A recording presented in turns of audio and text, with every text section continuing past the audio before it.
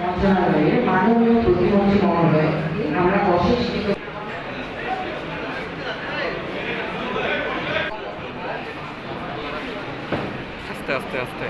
এবং সমাজের সকল প্রকার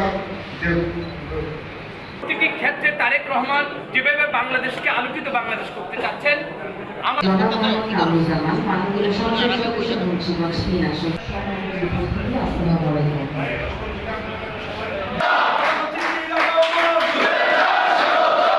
চেষ্টা করছি আন্তরিকতার সাথে যেন এই প্রোগ্রামটিকে আমরা 100% সাকসেসফুল করতে পারি, কোনো ধরনের কারাপশনের ঊর্ধ্বে থেকে, কোনো ধরনের অনিয়মের ঊর্ধ্বে থেকে।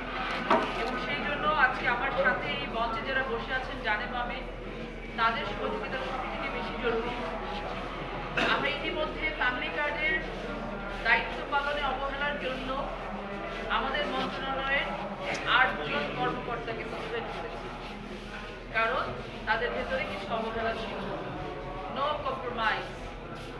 জনগণের অধিকার, আমাদের মায়েদের অধিকার, আমাদের বোনদের অধিকার, আমাদের কৃষক বাবাদের অধিকার, তাদের ঘরে পৌঁছে দেওয়ার মাঝখানে যারা অনিয়ম করবে তাদের সাথে কোনো কম্প্রোমাইজ। আমরা চেষ্টা করছি একটি ভঙ্গুর বাংলাদেশকে দাঁড় করাতে।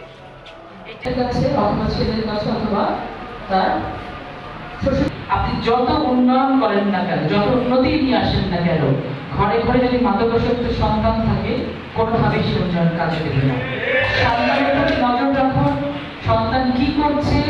আপনার সন্তান অপরাধ করলে সরকার ধরে নিয়ে গিয়ে জেলে ভরে দেবে, পানিশমেন্ট দেবে, কাঁদবে কিন্তু আপনি।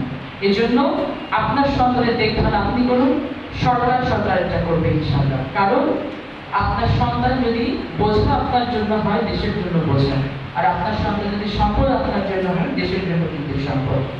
অনেক দায়িত্ব গ্রহণের পর কিন্তু সম্পূর্ণরূপে আপনাদের